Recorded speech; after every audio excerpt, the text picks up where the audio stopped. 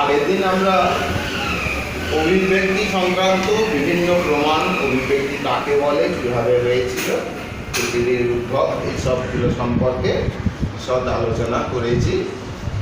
আজকে সাত বদলের জন্য আমরা অভিব্যক্তির যে ততগুলি তত্ত্ব বা অভিব্যক্তির প্রমাণের সাপেক্ষে কতগুলো তত্ত্বের যে অবতারণা হয়েছিল সেই তত্ত্বগুলো নিয়ে একটু আলোচনা করব।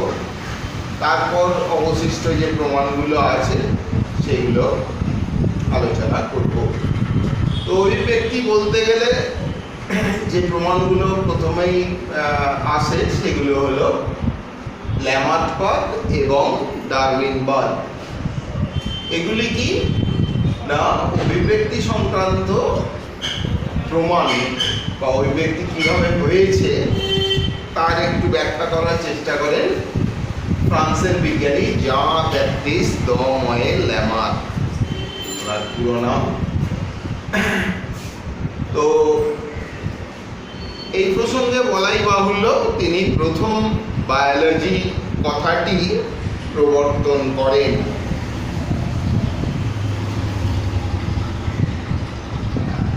বায়োলজি কথাটি প্রবর্তন করেন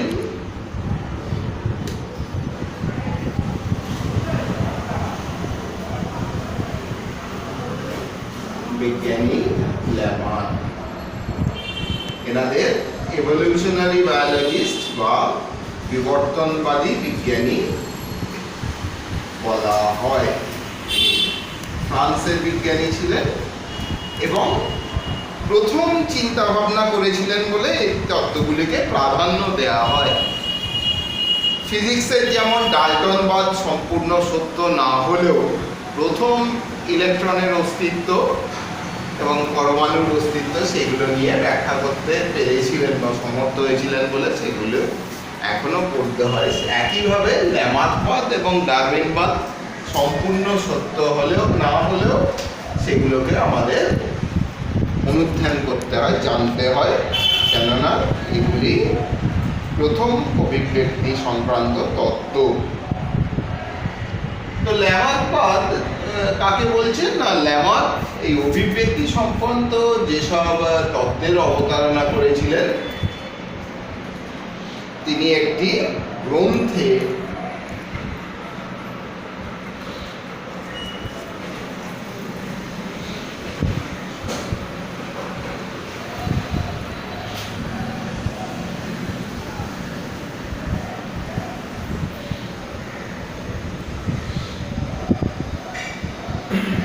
এই গ্রন্থে প্রথম ব্যাখ্যা করেন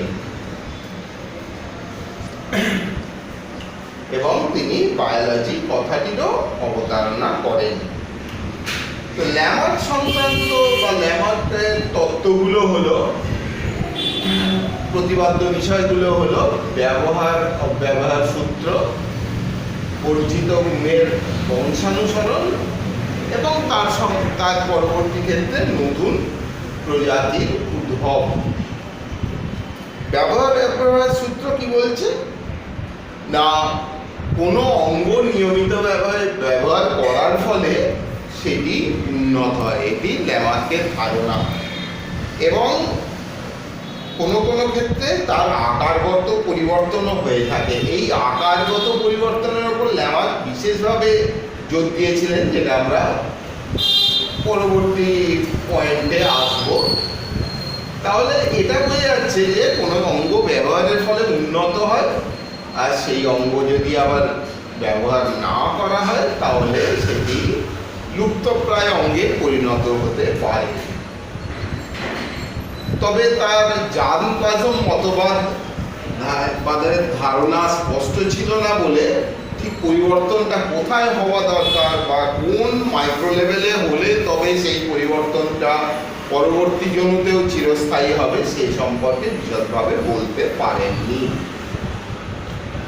তো আমরা এর উদাহরণ হিসাবে বলতে পারি, যেমন পাখি দীর্ঘদিন খাঁচায় বন্দি থাকার পর তাকে যদি কোনো মুক্ত স্থানে ছেড়ে দেওয়া হয় তাহলেও সে উঠতে অসমর্থ হয় এবং কোনো কোনো ক্ষেত্রে দেখা যায় সেই ঘুরে ফিরে এসে আবার নিজেই খাঁচায় প্রবেশ করছে, অর্থাৎ সেই বন্দি জীবনের একভাবে থাকতে থাকতে তাতেই অভ্যস্ত হয়ে গেছে এবং ওড়ার যে প্রক্রিয়া সেটি ভুলে গেছে, বিভ্রান্ত হয়েছে। তো এটি অব্যবহারের একটি উদাহরণ বলা যেতে পারে। আবার ব্যবহারের উদাহরণ কি না, এই যে মাঝি মাল্লারা সারাদিন দাঁড় টানে, নৌকা বয়, তো এদের যতই ছিপছিপে শরীর হোক না কেন অত্যন্ত কর্মঠ এবং বেশি বহুল না হয়েও এদের পেশি অত্যন্ত শক্তিশালী। সেই বৈঠার আঘাতে অনেক সময় তারা বাঘের সঙ্গেও যুদ্ধ করতে পারে একত্রিত থাকলে, অনেকে একত্রিত থাকলে, এবং এইভাবে তারা সুন্দরবন অঞ্চলে আত্মরক্ষাও করে থাকে। তো এরা অত্যন্ত শক্তিশালী হয়। আমরা কিছুক্ষণ দাঁড় টানলেই দেখা যাবে আমরা ক্লান্ত হয়ে পড়ছি, আমাদের পেশিবহুল শরীর হলেও অতটা সক্ষম নাও হতে পারে। সুতরাং এগুলি গেল ব্যবহার এবং অব্যবহারের প্রমাণ। আবার আমরা যদি হাঁসের ক্ষেত্রে আসি, সাঁতারের প্রচেষ্টায় হাঁসের যে পশ্চাৎ পথ এখনো আমরা যদি পা হিসাবে দেখি, প্রসারিত করার জন্য সাঁতারের সময় তাদের পায়ের যে সংযোজক অঞ্চলগুলি, এরকম যদি তাদের আঙুলগুলো হয়, আঙুলের যে সংযোজক অঞ্চলগুলি লিপ্ত পদে পরিণত হয়েছে এবং সেগুলো সাঁতারের উপযুক্ত হয়েছে চামড়াগুলি প্রসারিত হওয়ার জন্য। তবে এরকম বলছি না যে আমরাও যদি চেষ্টা করি কিছুদিন পরেই আমরা দেখতে পাবো আমাদের লিপ্তপদ সৃষ্টি হয়েছে। অভিব্যক্তির সংজ্ঞা হিসাবেই বলা হয় এটি একটি দীর্ঘকালীন প্রক্রিয়া এবং ল্যামার্কের যেখানে ভুল হয়েছিল এই পরিবর্তনটা জার্মপ্লাজম অর্থাৎ জনন কোষ, শুক্রাণু, ডিম্বাণু এতে সঞ্চালিত হওয়া প্রয়োজন, তবে সেটি পরবর্তী জমিতে চিরস্থায়ী হবে। তাহলে এটি গেল ব্যবহার অব্যবহার সূত্র। দ্বিতীয় সূত্রটি হলো অর্জিত গুণের বংশানুসরণ। অর্জিত গুণের বংশানুসরণ বলতে কি বোঝাচ্ছে? ট্রান্সমিশন অফ অ্যাকোয়ার্ড ক্যারেক্টার, অর্থাৎ কোনো একটি বৈশিষ্ট্য কোনো একটি জনুতে বা বংশে অর্জিত হলে সেটি যে আবার অবলুপ্ত হবে তার কোনো প্রমাণ নেই, বরঞ্চ সেটি পরবর্তী জনুতে সঞ্চালিত হয়ে থাকে। যেমন ল্যামার্ক বলেছিলেন জিরাফের কথা, তার মতে জিরাফ সেই আকারের দিকে আসছি, তার মতে জিরাফ প্রথমে ক্ষুদ্র গলাযুক্ত ছিল, একসময় খরা হওয়ার ফলে নিচের দিকে ছোট গাছ ঘাস এগুলো সব শুষ্ক হয়ে গেল, তখন দীর্ঘ গাছের পাতা খাবার প্রচেষ্টায় তারা ওই ক্ষুদ্র গলাকে ক্রমশ প্রসারিত করতে লাগলো এবং প্রসারিত করার প্রচেষ্টায় দেখা গেল যে তাদের গলা লম্বা হলো। যদিও কেউ এটি প্রত্যক্ষ করেননি, এটি ল্যামার্কের অনুমান মাত্র। তবে এর উদাহরণ হিসাবে আমরা বর্তমানে দেখতে পাই যে আফ্রিকার একটি দেশ আছে সোমালিয়া, সেই সোমালিয়ার অধিবাসী অর্থাৎ সোমালি, তারা তাদের গলাটা দীর্ঘ করার জন্য গলায় অনেক সময় ধাতব পাত জড়িয়ে রাখে এবং তাতে সামান্য হয়তো লম্বাও হয়, কেননা লম্বাযুক্ত গলাযুক্ত সোমালি আমরা দেখে থাকি এবং এরা অত্যন্ত সাহসী হয়। শুধুমাত্র বর্ষার সাহায্যে বর্ষার মাথায় বিষ মাখিয়ে রাখার জন্য এরা বাঘের সঙ্গে পর্যন্ত যুদ্ধ করতে পারে এবং বাঘ শিকার করতে পারে, দরকারে বাঘ শিকার পর্যন্ত এরা করতে পারে, এটা দেখা গেছে। তাহলে এগুলি একটা জনু থেকে পরবর্তী জনুতে সঞ্চারিত হবে যদি সেটি জনন কোষে, এই বৈশিষ্ট্যটি জনন কোষে সঞ্চারিত হয়। কিন্তু এই সঞ্চারিত হওয়ার ধারণা ল্যামার্কের কাছে স্পষ্ট ছিল না। পরবর্তীকালে বিজ্ঞানী ভাইসম্যান এই তত্ত্বের অবতারণা করেন, যেটিকে জার্মপ্লাজম মতবাদ বলেন, এবং তিনি ল্যামার্কবাদকে কিছুটা খণ্ডিতই করেন। কেননা প্রায় 36টা জনু ধরে ইঁদুরের লেজ কেটে তিনি প্রমাণ করেছিলেন যে লেজ কাটা ইঁদুরের সন্তান কখনোই লেজ কাটা হয় না, সে লেজযুক্তই হয়। তিনি তাই ল্যামার্কের তত্ত্বকে খণ্ডিত করার চেষ্টা করেছিলেন। তাহলে দ্বিতীয় পয়েন্টের প্রমাণ হিসাবে আমরা ল্যামার্কের কথা যদি বলি, ওই ভরা হওয়ার ফলেই সর্ববিভাযুক্ত জিরাফ দীর্ঘ গলাযুক্ত জিরাফে রূপান্তরিত হয় এবং নতুন প্রজাতির উদ্ভব। আচ্ছা, এই প্রসঙ্গে আরেকটু বলে রাখি, সর্বগলাযুক্ত জিরাফ যে দীর্ঘ গলাযুক্ত জিরাফে পরিণত হলো শুধু একটি জেনারেশন বা একটি জনুর জন্য নয়, সেই দীর্ঘ গলাযুক্ত জিরাফের সন্তানও পরবর্তীকালে দীর্ঘ গলাযুক্তই হবে। এইটাই ল্যামার্কের ধারণা। এটিকেই বলা হলো অর্জিত গুণের বংশানুসরণ। অর্থাৎ একবার কোনো গুণ অর্জিত হলে সেটি অবলুপ্ত হবে না, বরঞ্চ পরবর্তী জনুতে সঞ্চারিত হবে। তার একটাই মাত্র কন্ডিশন, যদি সেটা এই ব্যবহার সূত্রের মধ্যে পড়ে, অর্থাৎ নিয়মিত ব্যবহারের ফলে অঙ্গটা ক্রমশ উন্নত হতে থাকবে। এবং তারই প্রেক্ষিতে তৃতীয় পয়েন্ট অবশ্যই চলে আসে, সেটি হলো এই যে খর্বগলাযুক্ত জিরাফ থেকে দীর্ঘ গলাযুক্ত জিরাফের উদ্ভব হলো, সেদিকেই তিনি বললেন নতুন প্রজাতির উদ্ভব। অর্থাৎ অভিব্যক্তির উদ্দেশ্যই হলো একটি নতুন প্রজাতির সৃষ্টি, যেটা তার অভিযোজনের কারণে হয়ে থাকে। এই পরিবেশের সঙ্গে অভিযুক্ত হতে হতেই তার দেহে নতুন বৈশিষ্ট্যের সঞ্চার ঘটে এবং পৃথিবীতে তার অস্তিত্ব টিকিয়ে রাখতে সাহায্য করে। তাহলে এইভাবেই নতুন প্রজাতির উদ্ভব হয়েছিল, এটাই ল্যামার্কের ধারণা। আর যেহেতু ল্যামার্কের জিনগত কোনো ধারণা স্পষ্ট ছিল না, বা সেই সময় উন্নত যন্ত্রপাতি আবিষ্কার হয়নি, সেই জন্য পরবর্তীকালে ল্যামার্কের তত্ত্বের সঙ্গে জিনগত তত্ত্বের সংমিশ্রণ ঘটিয়ে যেসব নতুন তত্ত্বের অবতারণা হয়েছিল তাকে নয়া ল্যামার্কবাদ বা নিও ল্যামার্কিজম বলা হয়।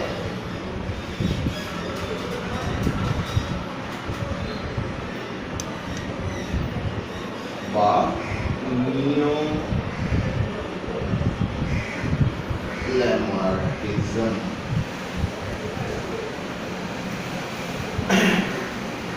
তাহলে এই গেল ল্যামার্কবাদের প্রতিপাদ্য বিষয়, অর্থাৎ ব্যবহার, অব্যবহার, অর্জিত গুণের বংশানুসরণ, এইসবের মাধ্যমে আলটিমেটলি নতুন প্রজাতির উদ্ভব, অর্থাৎ নতুন প্রজাতির সৃষ্টি, যেটা কিনা অভিব্যক্তির কাম্য বিষয়। এখন আমরা আসছি ডারউইনবাদ। ব্রিটিশ বিজ্ঞানী চার্লস ডারউইন, তিনিও অভিব্যক্তি প্রমাণ করার জন্য, অভিব্যক্তি যে হয় সেটি প্রমাণ করার জন্য দারুণ অধ্যবসায় দেখিয়েছিলেন।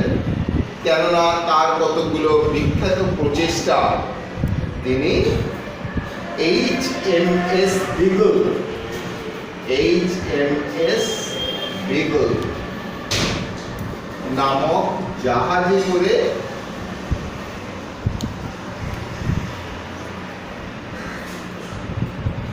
গ্যালাপ্যাগোস, প্রশান্ত মহাসাগরে অবস্থিত গ্যালাপ্যাগোস, কোনো কোনো জায়গায় গ্যালাপোগাস যেটা থাকতে পারে, দ্বীপপুঞ্জে পরিভ্রমণ করেছিলেন, দ্বীপপুঞ্জে গিয়েছিলেন এবং তথ্য প্রমাণ পাওয়া যায় তিনি একক প্রচেষ্টায়, সেখানে তখন অত জনবসতি ছিল না, সেই দ্বীপপুঞ্জে তিনি একা প্রায় 3 বছরের মতো কাটিয়েছিলেন। পরে তিনি অস্ট্রেলিয়ায় পরিভ্রমণ করেন এবং নানা নমুনা সংগ্রহ করেন। তার পরীক্ষার পদ্ধতি ছিল অনেকটা তথ্যভিত্তিক, অর্থাৎ স্ট্যাটিস্টিক্যাল। তিনি যা যা নমুনা সংখ্যাগতভাবে সংগ্রহ করতে পেরেছিলেন তার উপর ভিত্তি করে বেশ করে তার প্রতিপাদ্য বিষয়গুলো উপস্থাপনা করেন। তাহলে এটা জানা গেল যে তিনি HMS বেগল নামক জাহাজে করে গ্যালাপাগোস দ্বীপপুঞ্জ পরিভ্রমণ করেন এবং তাকে ওই দ্বীপে নামিয়ে ওই জাহাজ আমেরিকায় পাড়ি দিয়েছিল। ওই সময় থাকতে থাকতে তিনি প্রচুর নমুনা সংগ্রহ করেছেন, শামুক, ঝিনুক এগুলো সংগ্রহ করেছিলেন এবং ফিঞ্চ নামক পাখির ওপরেও তার অনবদ্য গবেষণা রয়েছে। এত রকম পাখি, তার এত রকম ভ্যারিয়েশন, এত রকম পরিবর্তন, একটু আধটু আবহাওয়ার পরিবর্তনের কারণে কেন, সেটা তার মনকে খুব নাড়া দিয়েছিল এবং তার এই প্রতিপাদ্য বিষয়গুলো একটি বিখ্যাত গ্রন্থে তিনি লিপিবদ্ধ করেন। সেই গ্রন্থটি সম্ভবত 1859 সালে ইংল্যান্ডে বেস্ট সেলার হয়েছিল। সেই সময় সেটি প্রচুর বিক্রি হয়েছিল এবং বইটির নাম হলো দীর্ঘ, আমরা খুব সংক্ষিপ্ত রূপে এটা বইয়ে দেখতে পাই।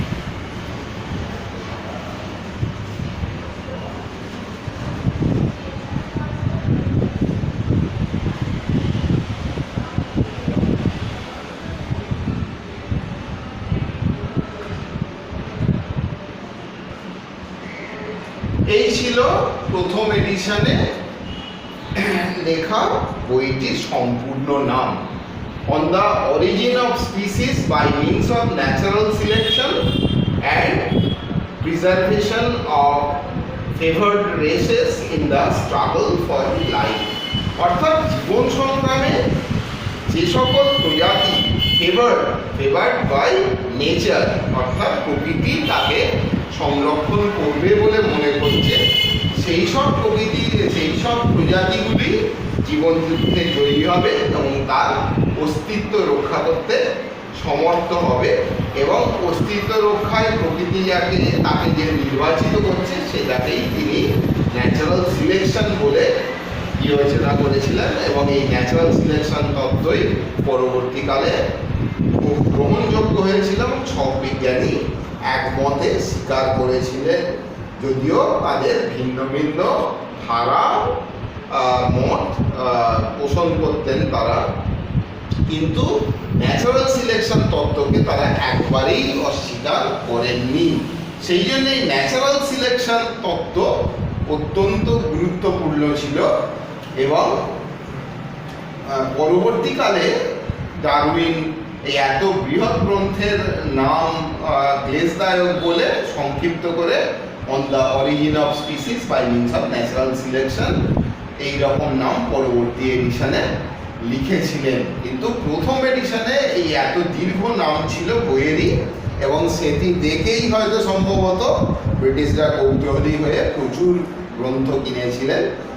যদি বইয়ের নাম এত বড় হয়, বিষের ভেতরে কি না কি তত্ত্ব আছে, সেই কারণেই এটি বেস্ট সেলার হয়েছিল। এবং এই গ্রন্থে তিনি তার প্রতিপাদ্য বিষয়গুলো যা যা আমরা ডারউইনবাদে লিখেছি সেগুলি লিপিবদ্ধ করেন। তার এই এতদিনের গবেষণার বা ওই গ্যালাপ্যাগোসে থাকাকালীন পর্যবেক্ষণে তিনি কতগুলো বিষয় খুব মাইনিউটলি অর্থাৎ মনোযোগ সহকারে পর্যবেক্ষণ করেন। সেটি হচ্ছে, প্রতিটা প্রজাতি যখন পৃথিবীতে এসেছে তার অস্তিত্ব বজায় রাখতে চেষ্টা করে, অর্থাৎ তার সন্তান সন্ততি সে রেখে যেতে চেষ্টা করে। এটিকেই বলে অত্যধিক হারে বংশবিস্তার বা প্রডিগ্যালিটি অফ প্রোডাকশন।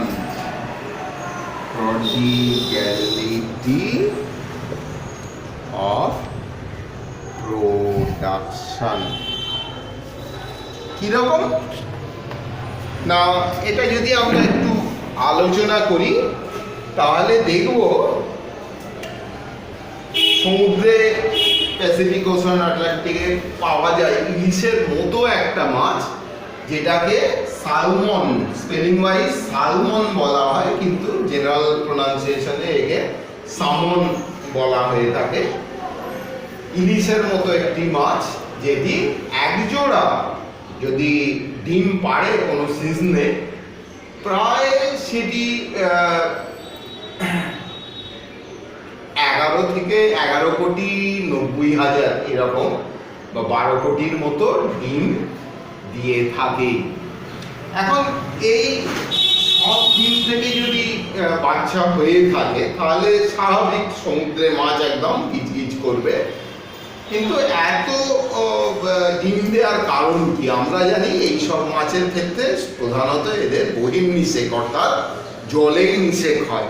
সুতরাং সেই নিষেকের সম্ভাবনার একটা ব্যাপার, প্রবাবিলিটি, এটা স্ট্যাটিস্টিক্সের তত্ত্ব, প্রবাবিলিটি একটা থেকে যায়, নিষেক হবে কি হবে না। যদি হয় তবে অপত্য সৃষ্টি হবে, ধরে নিলাম অধিকাংশ ক্ষেত্রেই হলো। তারপরেও প্রতিকূল পরিবেশ থাকে, উচ্চ তাপমাত্রা সমুদ্রে হতে পারে, নিম্ন তাপমাত্রা হতে পারে, যাতে নষ্ট হতে পারে, সমুদ্রে জলের আঘাত হতে পারে, বিভিন্ন যান্ত্রিক আঘাত হতে পারে, এমনকি বিভিন্ন শত্রু থাকতে পারে। সেই জন্য সব ডিম নিষিক্ত হবেই এরকম কোনো মানে নেই। সেই জন্য তারা অত্যধিক হারে ডিম দিয়ে থাকে।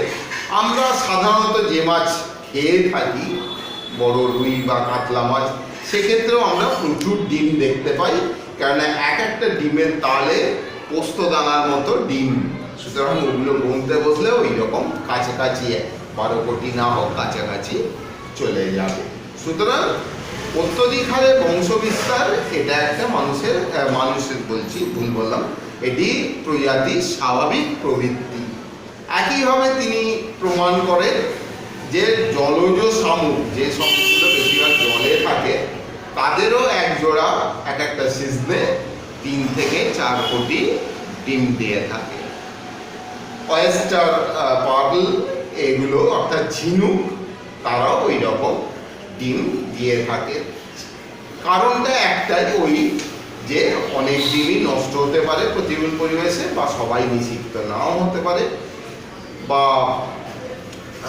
শত্রুর কারণে অনেক ডিম নষ্ট হতে পারে।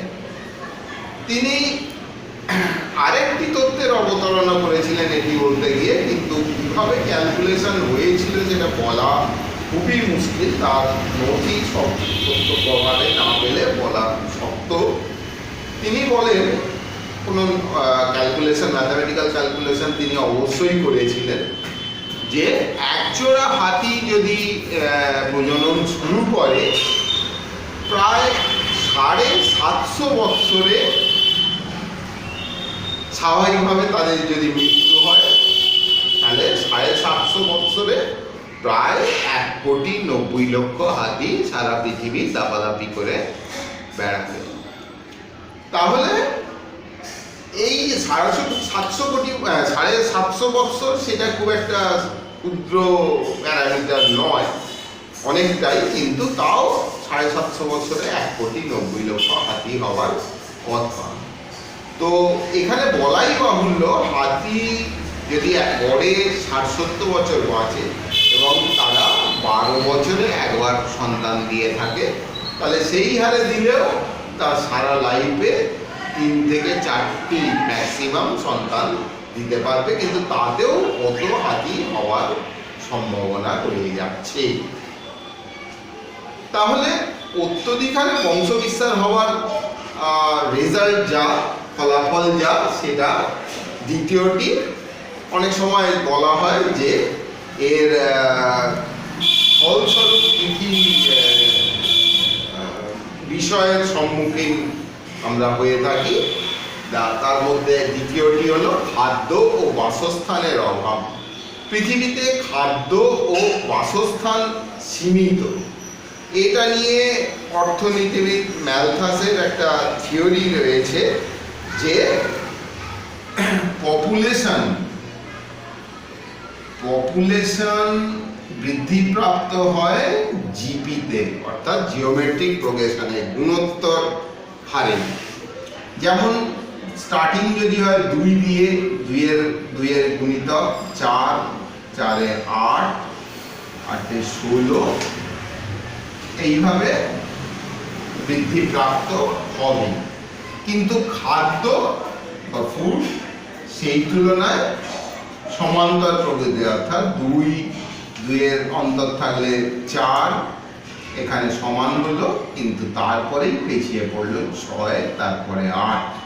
4th স্টেপে গিয়ে আমরা দেখছি অনেক গ্যাপ হয়ে যাচ্ছে। এটা বিখ্যাত অর্থনীতিবিদ ম্যালথাসের থিওরি, অর্থাৎ পপুলেশন যে হারে বৃদ্ধি পাচ্ছে, খাদ্য সেই হারে হাজার চেষ্টা করলেও আমরা চেষ্টা করি মাত্র যে কৃত্রিম সার প্রয়োগ করে খাদ্য উৎপাদন বৃদ্ধি করা যায়, কিন্তু সেটাও একটা লিমিট পর্যন্ত, কেননা পরিসর, চাষযোগ্য জমির পরিসর অত্যন্ত লিমিটেড বা সংক্ষিপ্ত।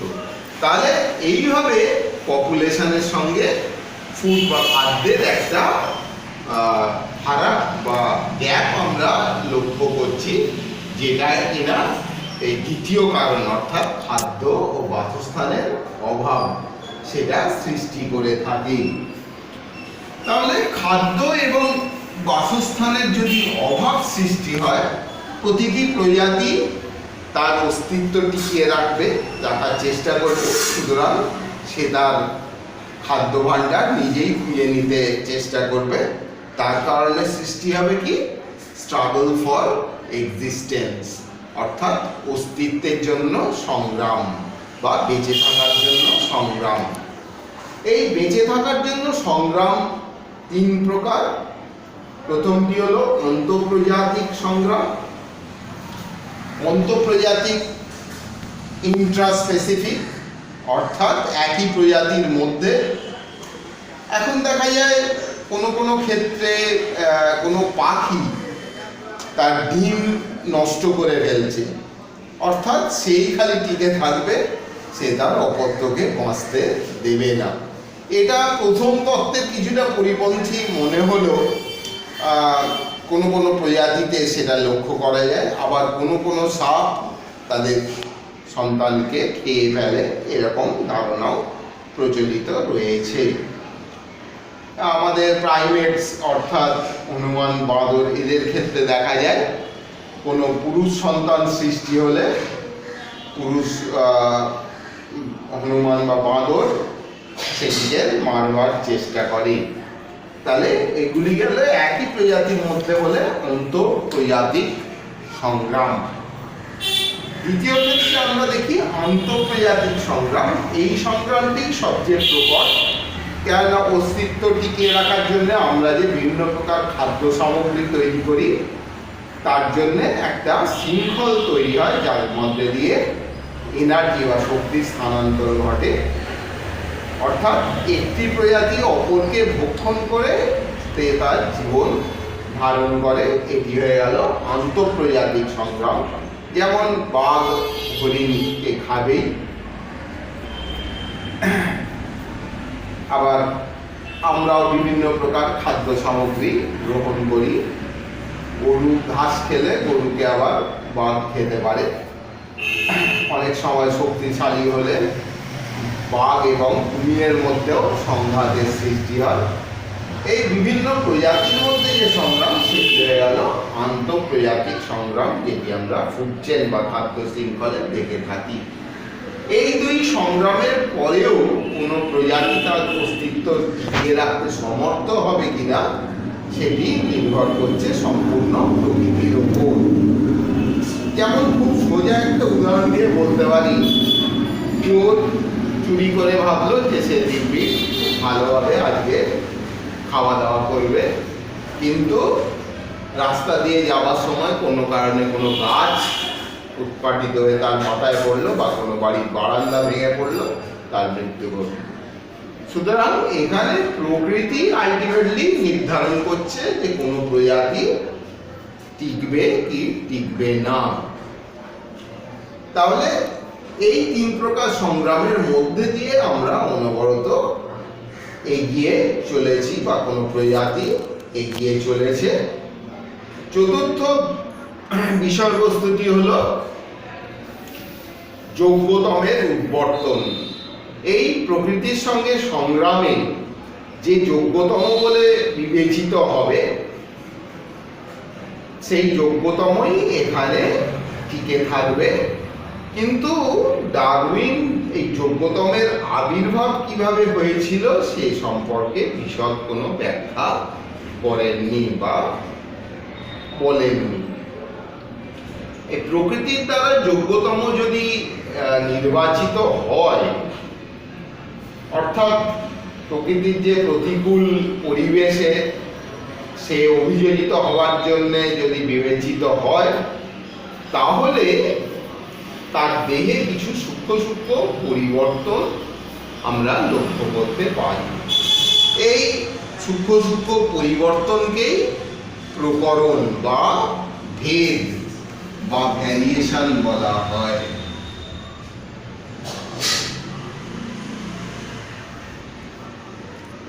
এই ভ্যারিয়েশন বা ভেদ কি করে আসবে, এটি বিজ্ঞানের একটি বিশাল ব্যাপার। সেটা পরবর্তীকালে কোনো সময় যদি সম্ভব হয় আমরা বুঝিয়ে দেব। অর্থাৎ এই ক্ষেত্রেই ডাচ একজন বিজ্ঞানী হুগো দা ভ্রিস, তিনি একটি বিষয়বস্তুর ওপর তার দৃষ্টি আকর্ষণ করেছিলেন, সেদিকে মিউটেশন, আমরা বংশগতিতে পড়েছি হয়তো, মিউটেশন বা পরিবর্তন নামে অভিহিত করেছিলেন। অর্থাৎ এই মিউটেশন কিন্তু তাৎক্ষণিক, কখন আমাদের জিনের মধ্যে বা ক্রোমোজোমের মধ্যে বা ক্রোমোজোমের সংখ্যাগতভাবে পরিবর্তন হয়ে যাবে আমরা সেটা বুঝতেও পারবো না। বিভিন্ন রকম শর্ত বা ফ্যাক্টর এর ক্ষেত্রে বিশেষভাবে দায়ী হতে পারে। সেটি তাপ হতে পারে, অতিজাগতিক রশ্মি হতে পারে, প্রচণ্ড শৈত্যপ্রবাহ হতে পারে, বা কোনো রাসায়নিক পদার্থও হতে পারে, যার কারণে এই পরিবর্তন ক্রোমোজোমের সংখ্যাগত বা আকারগত পরিবর্তনগুলো সম্ভব হবে। তখন তাকে ভেদ বা প্রকরণ বলে। যেমন আমরা ছোট্ট উদাহরণ দিয়ে বলতে পারি যে পার্বত্য অঞ্চলের কুকুর, তাদের গায়ে অনেক বড় বড় ফারের উপস্থিতি লক্ষ্য করা যায়, কিন্তু আমাদের এখানে তো লক্ষ্য করা যায় না। তাহলে আমাদের এখানের কুকুরের ওই ফার আদর্শ নয়, কেননা আমরা ট্রপিক্যাল এরিয়া, গরম অঞ্চলে থাকি, সুতরাং ওটা ওই পরিবেশে থাকার জন্য উপযুক্ত নয়। তাহলে শীতপ্রধান অঞ্চলে কুকুরগুলোতে এরকম ফার লক্ষ্য করা যাবে এবং তাদের আকারও ক্রমশ ছোট হয়ে আসবে। আমরা যেটাকে স্পিজ জাতীয় কুকুর বলি, সেই রকম আকারে হয়ে যাবে। এবং তাদের দেহে যে অনেকে আবার আরেকটি পয়েন্টের অবতারণা করেন, প্রকরণের একত্রীকরণ। এবং তাদের দেহে যে এই যে ছোট ছোট পরিবর্তনগুলো আসছে, সেই পরিবর্তনগুলো একই দেহে অন্তর্ভুক্ত হচ্ছে। সেই প্রকরণগুলো যদি একই দেহে আসে তখন তাকে বলা হয় প্রকরণের একত্রীকরণ। এটা অনেকে বিশেষ পয়েন্ট হিসাবে বলেন, আবার সাধারণত থাকে না। এখানে প্রকরণ বা এই যে পরিবর্তন হচ্ছে এটাই প্রতিপাদ্য বিষয়। তিমি স্তন্যপায়ী হলেও তার জলে সাঁতার কাটার জন্য অগ্রপদ বড় আকারের পাখনা অর্থাৎ ফ্লিপারে, প্যাডেল বা ফ্লিপারে রূপান্তরিত হয়েছে। তাহলে এইগুলো তার ওই পরিবেশে টিকে থাকার জন্য অভিযোজন মাত্র। এই অভিযোজন হতে গেলেই দেহের সূক্ষ্ম সূক্ষ্ম পরিবর্তন আসবে, যাকে প্রকরণ বা ভ্যারিয়েশন বলে। আবার ওই পরিবেশের সঙ্গে যদি অভিযোজিত না হতে পারে তাহলে তার অবলুপ্তিও ঘটতে পারে। আমরা পরবর্তী পয়েন্টে আসছি। এটাকেই বলা হচ্ছে প্রাকৃতিক নির্বাচন, অর্থাৎ সে টিকে থাকবে কি থাকবে না সেটা প্রকৃতি নির্বাচন করবে, প্রকৃতি নির্ধারণ করবে। এখানে প্রকৃতি চালনির মতো কাজ করছে, অর্থাৎ যারা উপযুক্ত তারা থেকে যাবে, যারা অনুপযুক্ত তারা বিলুপ্ত হবে। এই প্রসঙ্গে বলা যায় কোয়েল পাখি উত্তর আমেরিকার অত্যন্ত শৈত্য প্রবাহের জন্য অবলুপ্ত হয়েছিল, তারা ওই পরিবেশে অভিযোজিত হতে পারেনি।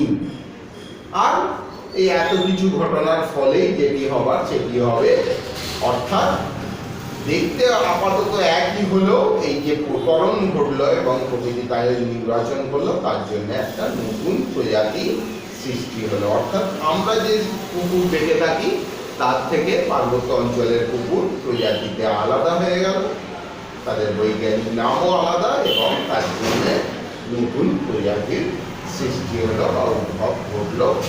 এইভাবে নতুন প্রজাতি হতে গিয়ে তার দেহের যে পরিবর্তন হলো তার মাধ্যমে সে প্রকৃতিতে টিকে গেল এবং প্রকৃতি তাকে নির্বাচন করল। তাহলে ডারউইনবাদের এই তত্ত্বগুলোর মধ্যে প্রাকৃতিক নির্বাচন একটি বিশেষ ঘটনা, যেটা বিজ্ঞানী ডি ভ্রিস, যিনি মিউটেশন বা পরিব্যক্তি তত্ত্বের প্রবক্তা, তিনি অস্বীকার করেননি। তিনি প্রাকৃতিক নির্বাচনকে বিশেষভাবে স্বীকৃতি দিয়েছিলেন। কেননা ছোট করে বলি, তিনি দু জায়গায় গিয়েছিলেন, আমেরিকা এবং ইংল্যান্ডে, এবং সন্ধ্যা মালতী বা ইভিনিং প্রিমরোজ বলে একটা ফুল আছে, তিনি দুটো পরিবেশের জন্য তার ভিন্ন ভিন্ন আকার দেখেছিলেন। এবং কেন সেটা অনুসন্ধান করতে গিয়ে এই ক্রোমোজোমের আকারগত যে পরিবর্তন তা উদ্ভাবন করেন এবং মিউটেশন তত্ত্বে প্রবর্তন করেন। তাহলে একই ফুল ভিন্ন ভিন্ন পরিবেশে ভিন্ন ভিন্ন আকার ঘটছে, সেটাকেই তিনি প্রকরণ এবং প্রাকৃতিক নির্বাচন বলে ব্যাখ্যা করেছিলেন। কিন্তু এত তত্ত্বের অবতারণার পরেও কতগুলো ধারণা ডারউইন স্পষ্ট করতে পারেননি। আগেই বললাম, যেমন যোগ্যতম কিভাবে প্রকৃতিতে এলো এবং এক্সাক্ট কিভাবে টিকে গেল, অর্থাৎ ডি ভ্রিস যে তত্ত্বটা দিয়েছিলেন মিউটেশন তত্ত্ব, সেই মিউটেশন তত্ত্বের স্পষ্ট ধারণা ডারউইনের মধ্যে ছিল না। বা কোনো একটা বৈশিষ্ট্য অর্জন কেউ করলো বা কোনো প্রজাতি করলো, সেটা পরবর্তী প্রজন্মে সঞ্চারিত হবে কিনা, যেটা হলো ল্যামার্ক দিয়েছিলেন, সেই সম্পর্কে তিনি স্পষ্ট ধারণা দেননি। বা এই যে পরিবর্তনগুলো ঠিক কোথায় ঘটছে, অর্থাৎ যেটা আবার বলতে হয়, ওয়াইজম্যান বলেছিলেন জার্ম প্লাজম, অর্থাৎ জনন কোষ, যেখানে পরিবর্তন হলেই তবে সেটা পরবর্তী জনুতে সঞ্চারিত হবে, সেই সম্পর্কেও স্পষ্ট ধারণা তিনি দিয়েছিলেন না। সেই জন্যে ডারউইনবাদের কিছু ড্রব্যাকস, অর্থাৎ পশ্চাৎপদতা লক্ষ্য করা গেছে, সঠিক ব্যাখ্যা তিনি সেই সব ক্ষেত্রে দিতে পারেননি। সেগুলোকে সম্পূর্ণ করার জন্যে অনেক বিজ্ঞানী কেটলওয়েল, ডবঝানস্কি, সেওয়াল রাইট, এনারা বিভিন্ন জিনগত তত্ত্বের সংমিশ্রণ ঘটিয়ে, এই তত্ত্বের সঙ্গে জিনগত তত্ত্বের সংমিশ্রণ ঘটিয়ে আরেকটি নতুন তত্ত্বের অবতারণা করেন, যেটাকে মডার্ন সিনথেটিক থিওরি বা আধুনিক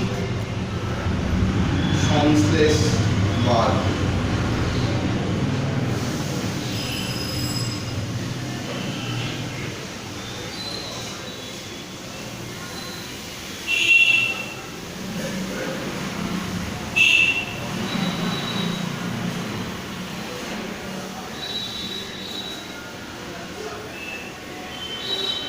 বা নয়া ডারউইনবাদ, নিও ডারউইনিজম বলা হয়। অর্থাৎ ডারউইনের যে জিনগত তত্ত্বের ধারণা ঘাটতি ছিল, এইসব বিজ্ঞানীরা সেটাকে পুষিয়ে দিয়ে ডারউইনবাদকে নতুনভাবে ব্যাখ্যা করতে সমর্থ হন এবং এক্স্যাক্ট কী কারণে এই পরিবর্তন হবে, এই জিনগত পরিবর্তনগুলো হবে, সেটা তারা ব্যাখ্যা করতে সমর্থ হয়েছিলেন। সেটাকেই মডার্ন সিনথেটিক থিওরি বা আধুনিক সংশ্লেষবাদ হিসাবে ধরা হয়। এর অনেক প্রতিপাদ্য বিষয় আছে, সেটি এখন বক্তব্য বিষয় নয়, সেটাই আরও উঁচু ক্লাসে জানা যাবে। এর সঙ্গে সঙ্গে আরও কী কী বিষয় সম্বন্ধযুক্ত আছে, যেমন একটা থিওরি আছে বিচ্ছিন্নতাবাদ বা আইসোলেশন থিওরি। যেমন আমরা কোনো প্রজাতি দেখি যে একটা নির্দিষ্ট জায়গায় আছে, যেমন ক্যাঙ্গারু বা মার্সুপিয়ালিস, এদের পেটের কাছে একটা থলি থাকে বলে মার্সুপিয়ালিস বলা হয়। ক্যাঙ্গারু শুধুমাত্র অস্ট্রেলিয়ায় সীমাবদ্ধ। অর্থাৎ পৃথিবীর এই আবর্তনের জন্য, আগ্নেয়গতি বা বার্ষিকগতি, এই আবর্তনের জন্য পৃথিবীর বিভিন্ন ভূখণ্ড, আগে তো ধরো একটা অখণ্ড ভূখণ্ড অর্থাৎ প্যানসিয়া ছিল, তা থেকে যখন বিভিন্ন খণ্ড বিচ্ছিন্ন হতে থাকলো, একটা স্থান থেকে আরেকটা স্থান সরে যেতে থাকলো, তখন কোনো প্রজাতি একটা নির্দিষ্ট অঞ্চলে সীমাবদ্ধ হয়ে পড়লো, যেমন ওই রক্ষু সব প্রাণী সকল এবং ক্যাঙ্গারু।